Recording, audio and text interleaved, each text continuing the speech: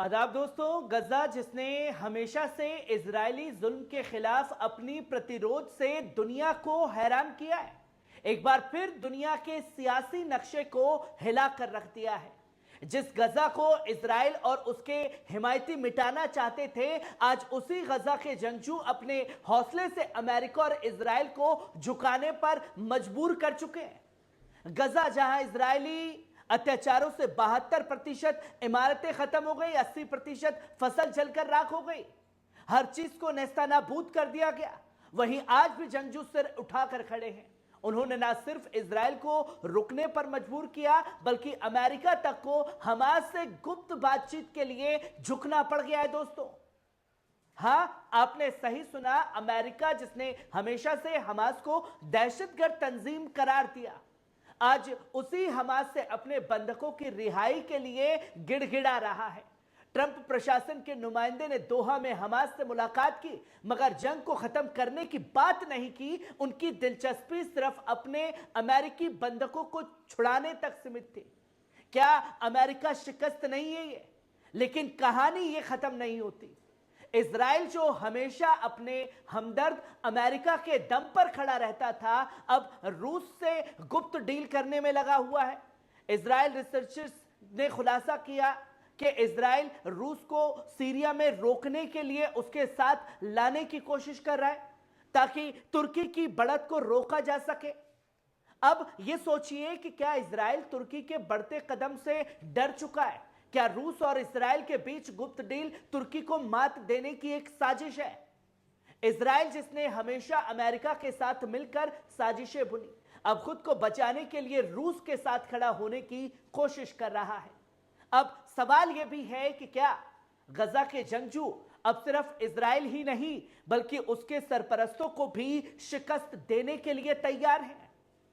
आज का यह शो देखिए, क्योंकि हम आपको दिखाएंगे कि कैसे गजा की तबाही को हथियार बनाकर इजराइल और उसके समर्थकों ने एक नई साजिश बुनी, और कैसे प्रतिरोध ने पूरी दुनिया के बड़े बड़े ताकतों को झुका दिया। दोस्तों, लड़ाई जारी है, साजिशें जारी हैं, लेकिन क्या इंसाफ की आवाज को दुनिया अब भी अनसुना करेगी? जिसका जवाब है नहीं। वहीं आप पहली खबर देख सकते हैं, अमेरिका हमास की गुप्त मुलाकात से इजराइल को लगा है बड़ा झटका। जी हां दोस्तों, फिलिस्तीनी प्रतिरोध के एक सीनियर कायद नेता ने अल-मायदीन को बताया कि अमेरिका ने हमास से गुप्त मुलाकात की, जिससे इजरायली हुकूमत हैरान रह गई है। यह मुलाकात अमेरिकी गुजारिश पर हुई और इसमें सिर्फ अमेरिकी बंधकों की रिहाई पर बातचीत हुई। अमेरिका के राजदूत ने एडम ने जंगबंदी और गजा जारी जंग के बीच चर्चा नहीं की। अमेरिकी नुमाइंदा हमास का मौकिफ सुनकर अच्छे प्रभाव के साथ निकला और इसे तहरीर की राह में एक कदम बताया। एक्सिस की रिपोर्ट के मुताबिक ट्रंप प्रशासन ने हमास के साथ यह पहली बार सीधी बातचीत की, जबकि 1967 से वॉशिंगटन ने हमास को दहशतगर्द तंजीम करार दे रखा था। दोस्तों, सबसे अहम बात यह है कि अमेरिका सिर्फ अपने बंधकों को छुड़ाने में दिलचस्पी ले रहा है, जबकि गजा में बहता बेगुनाहों का खून उसे नजर नहीं आ रहा। और जो दिन रात डोनाल्ड ट्रंप करने पे लगे हुए थे कि पापा ट्रंप आ गए हैं, वो अब पूरी तरीके से गजा को खत्म करेंगे। गजा को रिवेरा बना दिया जाएगा, गजा रिवेरा बनेगा। और सोचिए कि एक छोटा सा वीडियो सोशल मीडिया पर डालने में एआई के जरिए बहुत अच्छा लगता है, पर हकीकत में जंगजुओं ने जिस तरीके के वीडियो डाले जंग के दौरान के, उसने रूह कपा दी डोनाल्ड ट्रंप की, जिसकी वजह से उसे कतर के आगे गिड़गिड़ाना पड़ा कि हमारी एक बार साहब मीटिंग करा दीजिए बस। और एक गुप्त डील रखी गई और उस गुप्त डील में इजराइल को बड़ा झटका लगा। वही आप दूसरी खबर भी देख सकते हैं, इजराइल और रूस चाहता है कि रूसी अफवाज सीरिया से निकलने के बजाय वहीं तैनात रहे, ताकि तुर्की के असर को इस इलाके में ना बढ़ा सके। इजराइल तुर्की के बढ़त के असर को रोकने के लिए रूस के साथ खड़ा है। गोलान हाइट्स और दमिश्क के दरमियान दुर्ज आबादी के लिए इजरायली बफर जोन बनाने की साजिश है। मशरिकी बहरे रूम में ईस्टर्न मेडिटेरियन में गैस और समुद्री रास्तों पर तुर्की को मात देने की कोशिश हो रही है।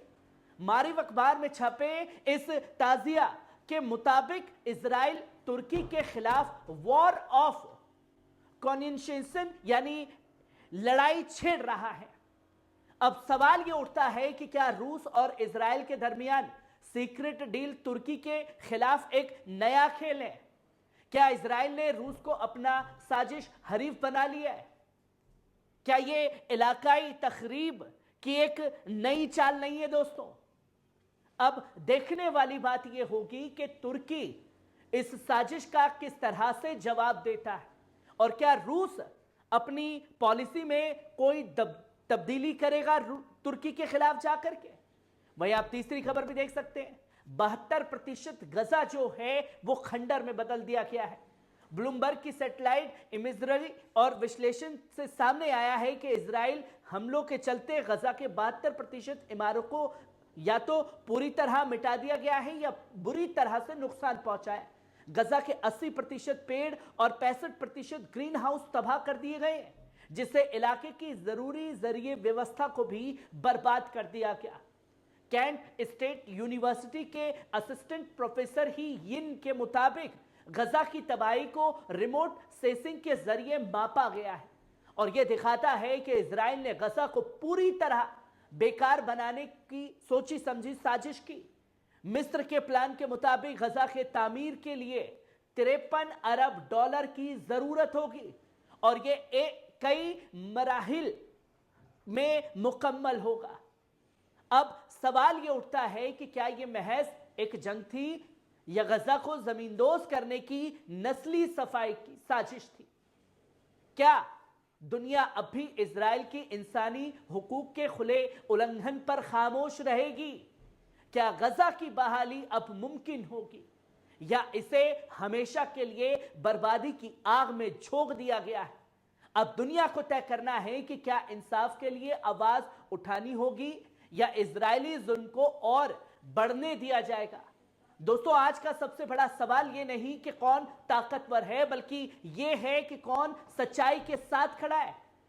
गजा जिसे इजराइल ने तबाह करने की हर मुमकिन कोशिश की, आज वही गजा दुनिया की सबसे मजबूत प्रतिरोध की मिसाल बन चुका है।